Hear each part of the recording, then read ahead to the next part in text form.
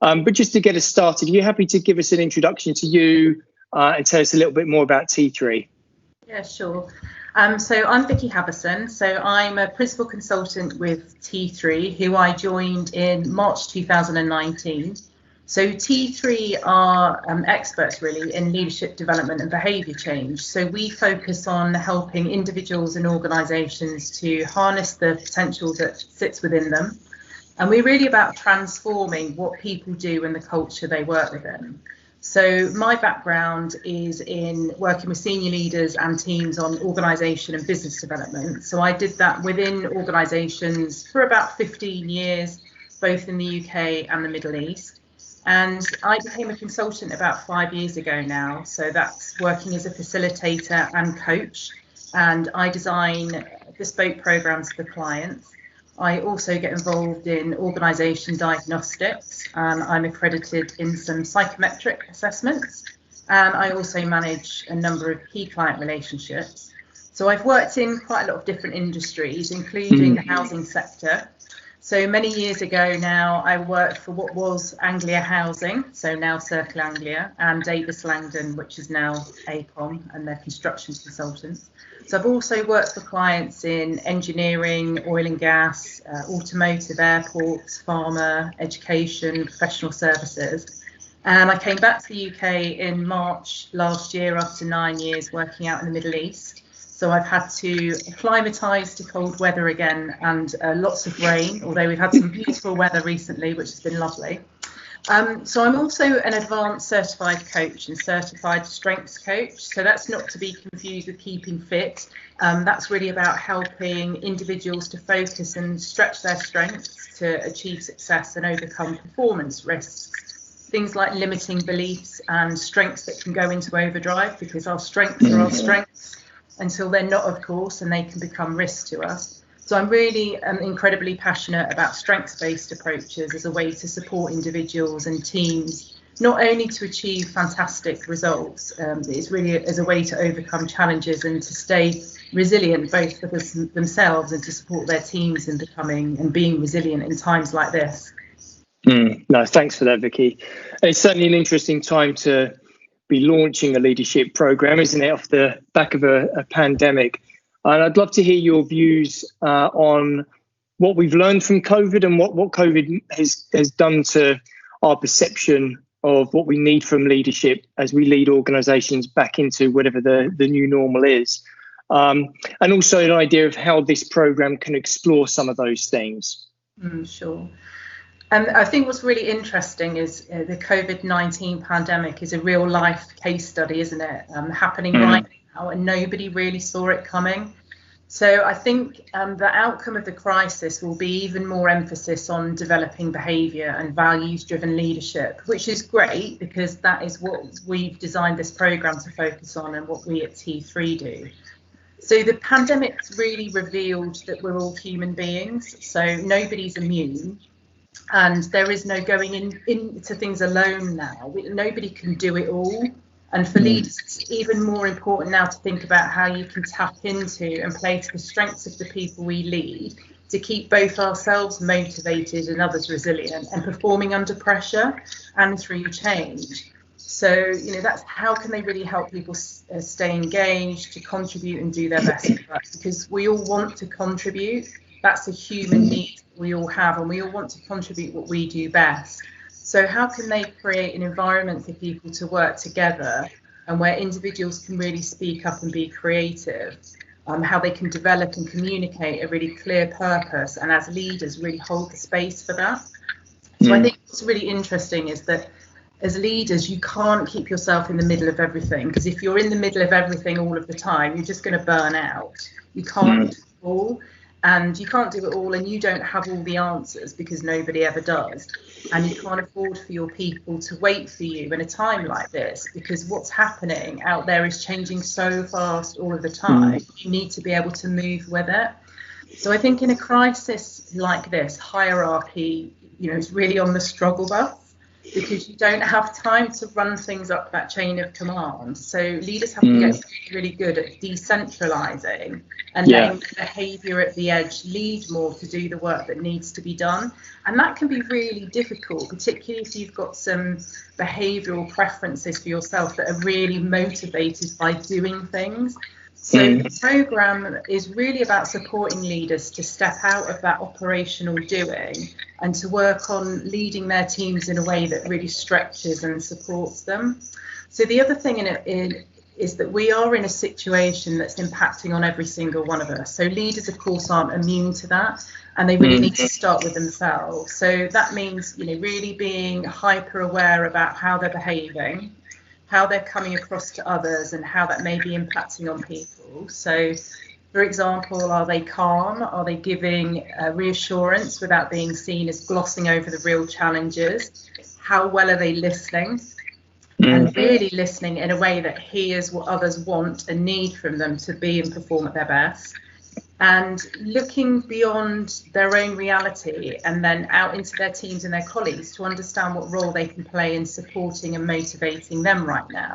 So this is not about assuming we know what other people need, because often we don't know what other people need, and neither is it about applying a one-size-fits-all approach, because every single person is different. And so our leaders themselves.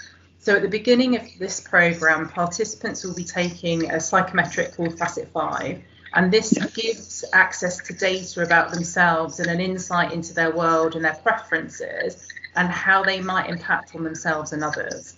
So how they might be experiencing anxiety in this situation, for example, how they want to be involved in decision making, and most crucially, what they need to be at their best. So these are some of the things that we will be exploring during the programme. That's perfect, thank you. And can you talk us through the learning methodology that you use with T3 and that you use within your programmes?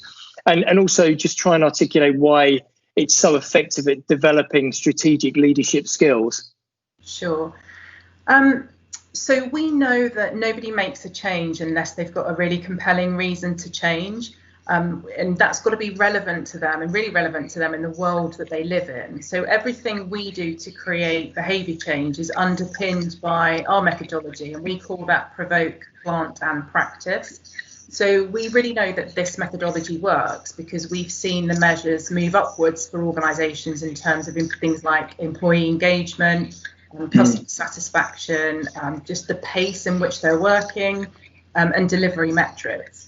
So we always begin with the provoke work, and that provoke is about provoking individuals and teams. So they have a really strong, compelling reason to adopt some targeted behaviours that are going to support the programme's overall ambition. So we do this with insights into self, like Facet 5, which I mentioned on the programme, one-to-one coaching feedback that they'll have around that Facet 5. And before we come together for each interactive session, which is what we call the plant, which I'll come on to, we ask participants to do pre-work in terms of reflecting on some specific questions around their own leadership style or exercises, and watching videos on topics to really provoke their thinking. And then the interactive virtual sessions, we plant some really practical alternatives to some of those current behaviours. So we're ensuring that individuals feel really highly motivated to adopt and apply some of these things. So it's important to say that I think that at T3 we are there as facilitators as well. So we facilitate the discussions and support the thinking. So we're not there to train people on content. We of course give some of our own examples and some insights and share some of those. Our aim really is for individuals to connect and to challenge their thinking and current behaviours, and to do that with each other. And then finally, practice is about supporting the individuals to practice the targeted behaviours against some real-time workplace challenges that they're facing. Because each time you practice a new leadership behaviour, you've got some neurons in your brain that are firing and creating some new pathways. So the more you practice, the stronger that neural pathway becomes, and then the easier it is for you to start to adopt those new behaviours. So when practicing back in the workplace, it's really important as well to get that real-time feedback from those around you. and the participants will be having an opportunity through working together to really sort of talk about some of the insights that they've gained as part of doing those things. Because often in the real world, practice after a session doesn't always go as planned. So it may go wrong, or it might feel really uncomfortable. And it's a little like trying to ride a bike for a first time. You're probably going to fall off it. So you need to reflect on what went wrong, what could be improved, and where you need to tweak things so you can get it right going forward and make those adjustments where you need to. Yeah, perfect. Thank you. And one of the main benefits leading into this program was to bring people together to build a regional network and help them to collaborate and work with peers. And now that we've had to shift to a virtual model, can you just explain some of the ways that the group can still come away from this with meaningful relationships in place now that we're trying to replace some of those social interactions? Yeah, sure. So, of course, as we know, this programme was going to be face-to-face, and now we've switched to doing it virtually. So each virtual session, we've made that short and sweet deliberately.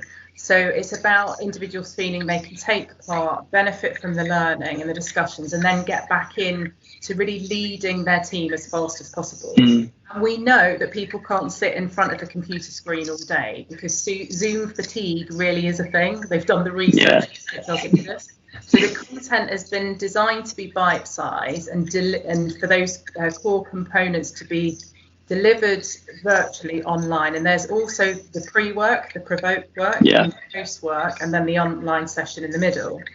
So after the initial launch webinar, which we do with all participants, they're going to be split into 3 smaller groups of 5 for the duration of the programme. And a small group really gives them a chance to really get to know each other, to really support, to really challenge each other. And we found from using this methodology on some other programs that it's a really engaging way to do it for people.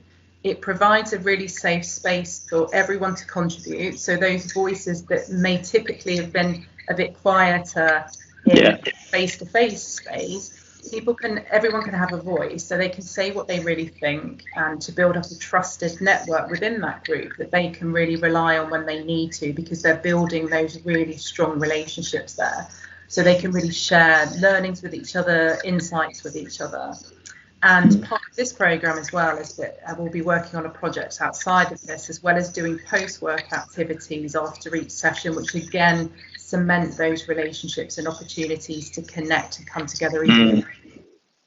Perfect, thank you. Yeah, and I've roped Alan Lewin into doing a video about the project specifically, so watch this space on that. But no, Vicki, that's fantastic. Thank you very much for your time today, and we're just really excited to get going. So we'll be tracking our progress, interviewing participants and the contributors that are playing a part in this. We've got mentors from around the sector to contribute to the project. We've got some exciting guest speakers for the master classes as well. So all in all, I think we're all really looking forward to getting going with it. So yeah, just excited to get going. So thank you very much, Vicki. Yeah, thank you, Dan.